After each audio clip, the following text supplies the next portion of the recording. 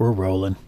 Welcome to the REI Rookies Podcast. The Real Estate Investing Rookies Podcast, episode number 98, where we invite you to follow us on our journey towards financial freedom using the power of real estate.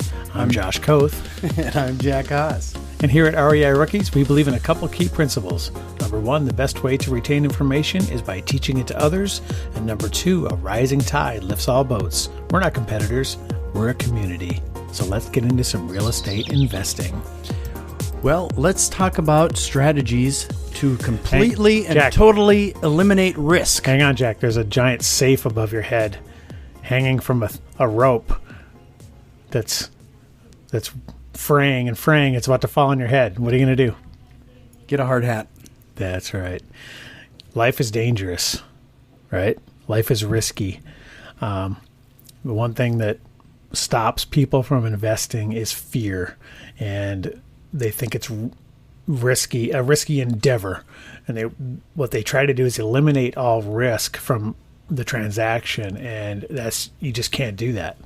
So the best you can hope for is to minimize the amount of risk to an acceptable level and move forward.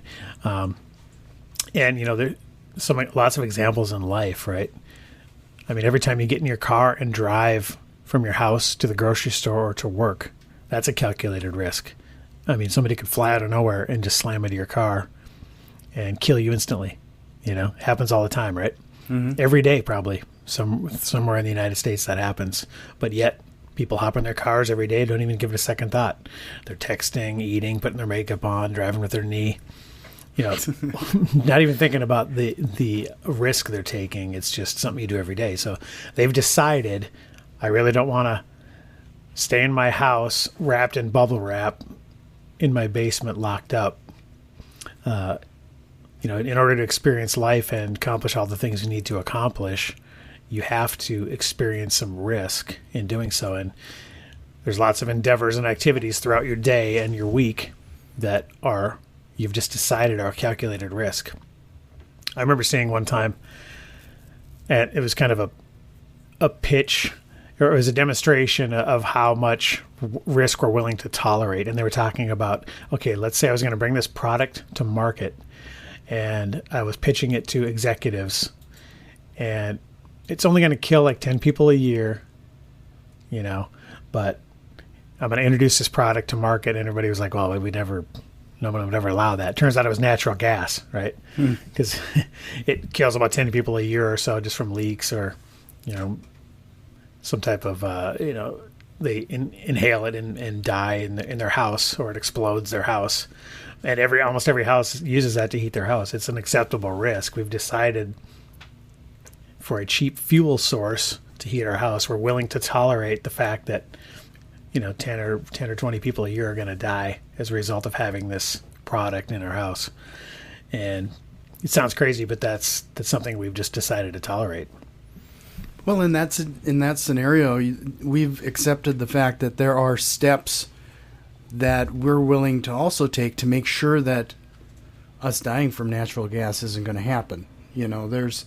There's steps that we can take personally, whether it's engaging those experts to make sure it's installed correctly. There are a number of regulations that are employed to make sure that it's not going to happen to you. Like they had a smell, they had that sulfur smell, so that if it is leaking in your house, hopefully you notice it and get out. So let's talk about how this pertains to our real estate investing, because we have definitely seen a situation where a lot of people are in the mindset that they have to eliminate risk altogether. Right. Some newer investors feel like they do not want to have anything at risk, no money at risk, nothing at risk when they're entering into a transaction. And, we're here to tell you that you can't do that. You can't eliminate it fully. So all you can do is minimize it to an acceptable level, right? You got your airbags in your car, you got your seatbelt on. We've decided that with those things, and we have speed limits, we're going to decide that driving is the risk is minimized to an acceptable level. So how does that translate to real estate? Well, I'd say the main thing is to just have knowledge of your market and the asset class that you're working with. That's the main way to minimize risk to an acceptable level. I remember when I started, before I bought my first house, I had a home inspection done before I even put an offer in. I had the rental authority come over and check it out because I was so worried about, well, what happens if there's any bumps in the road along the way? I'm going to just be stopped dead. And so I tried to, eliminate all risk. Luckily, the deal still happened. But what you have to understand is if you introduce all kinds of contingencies and delays, that's going to cost you deals. So you need to figure out, how can I move forward and still protect myself, but still have the highest chance of getting offers accepted. So can you do a home inspection on every house before you make an offer? Tell me, how would that play out? I don't think you could financially pull it off. Right. I mean, that gets to be a pretty expensive proposition. Right. How many offers do we make a week? 20 or so? Yeah. 10 or 20? Times $300, $350, $400 for an average home inspection, right? I mean, financially, that would ruin you. Mm-hmm. And just think about the delays. How many houses are you going to miss out on because you're waiting for it to get an inspection scheduled, get the results back, decide if you want to move forward or not? Just be cost prohibitive and time prohibitive, and you'd miss out on lots of deals because speed is really important as well. So, this is one of those concepts, and it's really a mindset to get over the hump of, and we actually had, not too long ago, I'm going to call out Eric. Eric, if you're listening to this, we had a fella in our meetup that said that he made an offer that first time, and it almost made him want to throw up. So... But I mean, he finally got over that mindset, and I got to give him a lot of credit because since then he's been submitting more and more offers on a frequent basis. But it's the thought that you got to submit the offers and then do your due diligence if you find somebody who plays ball.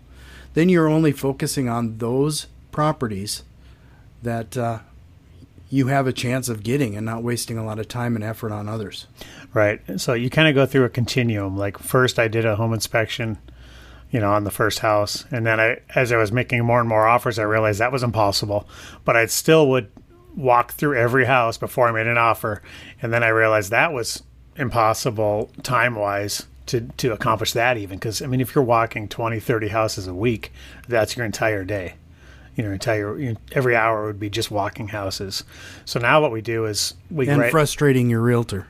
Yeah, right, exactly. And the people that live in the houses, if they're occupied or if they have tenants in them or owner occupants. It's just annoying to everyone. And if you're going to find a realtor willing to write you tons of offers, if they can avoid walking every house, that's much, much better. So what we do is we write a little 48-hour walkthrough clause in our offer. So, because, typically our offers are going to be so much under asking price that only, a small percentage are even going to get counter offered, much less have any chance of being accepted. So when we get somebody who's basically willing to play ball or countering, or we know we're close, then we'll go maybe run through the property. So if you offered, 100, for every 100 offers, we're probably only walking 5 or 6 houses. Now, think about how much that reduces your workload and the time commitment. Greatly reduced. So, but you're still able to walk through the house and at least take a look. And, again, you have to know your numbers and be able to analyze a property, and you need to get comfortable figuring out ballpark rehab costs so you can make sure that you still want to proceed with the offer. Yeah, and we're not telling you not to have all of your ducks in a row. You're still going to need to know your numbers. You're going to need to know your rehab information so that when you do walk those properties, you have a fair idea of what it's all going to cost you. But what we're trying to say is don't let that be part of your analysis paralysis, because getting those numbers, again, dialed in is important, but you need to take some action in order to get into the field and get those numbers dialed in. I heard Robert Kiyosaki recently jumped into Bitcoin investing, and it wasn't until he started buying Bitcoins directly that he finally truly understood the whole process and what it entails. It wasn't until he had a little skin in the game that he finally took it seriously. And if Robert Kiyosaki is in that situation for that, we're in that same situation when it comes to real estate investing. You have to get into the game in order to get these numbers dialed in. Yeah, and the more properties you walk through and analyze, the better you get at the process anyways. So first thing you need to do is basically start making offers. And, if you write that little clause in there, the 48-hour walkthrough clause, you're not going to get bit because you can always back out, as long as you walk the property within the 48 hours. If you decide you don't want it or your offer needs to be lower, you can always change it. You just need to get tons of offers out there because when you're trying to buy at a deep discount, it's going to be a numbers game. So especially if you're talking about properties on the MLS, the offers need to be going out the door. And, we're living proof that works because just yesterday, we got two offers accepted, and one of them was, I thought, long since dead. But just because we had submitted the offer, even though it was way below asking, the gentleman finally decided he was willing to accept it, even though it had been a couple months, I think, since I offered it.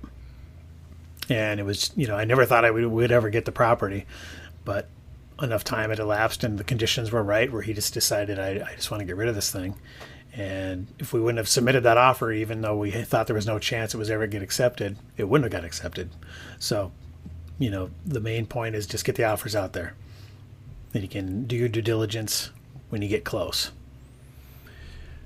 So with that, was there anything else we need to add? Just basically remember, to sum it all up, everything we do in daily life is taking calculated risks, including, getting up and driving to work or flying on vacation. Everything's a calculated risk. And real estate investing is no different. Figure out how you can minimize the risk to an acceptable level and then move forward. Don't let the fear or the illusion that there's way more risk than there is stop you from making offers. Reduce risk. You're not going to be able to eliminate them. Yep. So, we put a lot of effort in providing some useful content, and we hope you find a lot of value in it. And if so, you can kick us a buck or two, buy us a coffee. Head over to patreon.com/REI Rookies. If you have any thoughts or questions, shoot us an email at info@reirookies.com. You can also find us on Facebook, Instagram, and Twitter at REI Rookies. And if you like what you're hearing, head over to iTunes, subscribe, rate, and review the podcast.